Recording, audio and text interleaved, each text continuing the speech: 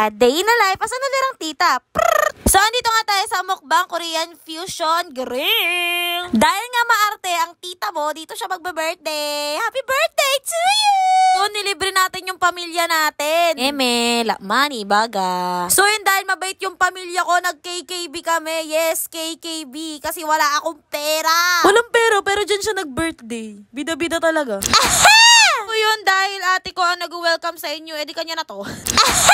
So, ayan, pumasok namin sa loob. And then, una namin pinuntahan, syempre, yung CR. And then, nakakatawa to. Kasi, woman is always right. Yes, we're always right. So, makikita ninyo, dyan nila nilalagay yung mga foodables. Yes, the foodables. And then, yun, nilagay kami sa VIP because we're, you know, alam mo na, importante. So, dito nga sa mukbang, feel na feel mo yung birthday mo.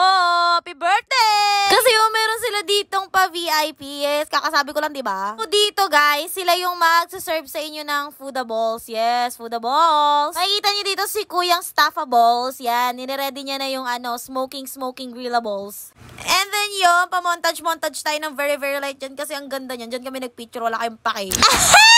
So yun, meron tayo ditong hot pot at saka syempre yung ating favorite, samgyup. So yan, nilagay na ni Kuya yung yung piniprito-prituhan. Basta yun na yun. Tapos naglagay na rin siya ng mga side dish. And then yun, habang nilalagay niya, nakikita naman natin sa ating familia balls na very happy naman sila. Yes, happy birthday! Siyempre, nakakatuwa din kasi sa mga gantong occasion, nagiging completables kami. So yun, habang nag-enjoy kami dyan, medyo napasabi yung tatay ko ng what if kasama namin si ating Mother Earth. Yes, Mother Earth! Kasi alam mo yun, bago siya pumunta sa Stairway from Heaven, hindi!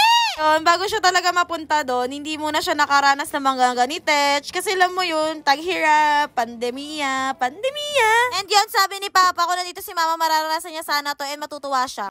Sabi ko sa kanya, Papa, kapag nandito yan, mahirapan ngumuya yun, wala yung ngipin. Ipapangata niya muna sa'yo bago niya lunukin. Well, wala man siya dito physically, pero nandiyan siya spiritually. Manang pinupuntahan namin, lagi namin siyang sinasama sa aming isipan. So yun, dito sa video na to, kinakanta nila ako ng happy birthday. Yes, happy birthday to you. Hindi ko na pinakita yung itsura ko dyan kasi wala akong dalang cake. Yes, naiwan natin yung cake bowl. And after nun, yan, nilalagay na ng ate ko yung hot pot. Yes, hot pot. Sabaw kayo dyan. Nasaan ang sabaw? Yan, yung nilalagay sa hot pot is yung gulay. And then yung mga pork. Tapos yung mga fishball ba yun? So yun, marami rin naman nilalagay dyan sa hotpot. Tapos hindi kayo dyan mauumay kasi may hotpot na meron ka pang samgyup. Nasa ang pag-uusapan, grabe, sobrang sarap! Oo parang Mas grabe yung service nila dito. Sobrang bilis nila magbigay ng mga refillables.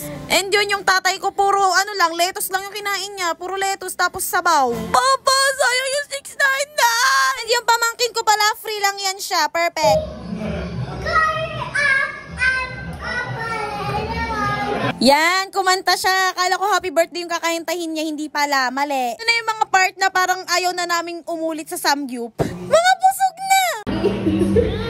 Naumay na kami. Then yun, higit sa pwesto niya sa kainan, meron din ditong pwesto sa labas. Yung pwesto dito, meron silang yung inuman. Yes, inuman. Hindi ka talaga maboboring kasi meron pang kumakanta. Sobrang galing ng kantahan sa labas. Napapasayaw yung aking boyfriendables. Dinadala yung pagkaganggang niya talaga pati dito. Pow, pow, pow! Syempre, after natin kumain, uuwi na tayo. Yes! Sobrang saya na experience natin dito sa Korean Unlimited Surf Shop.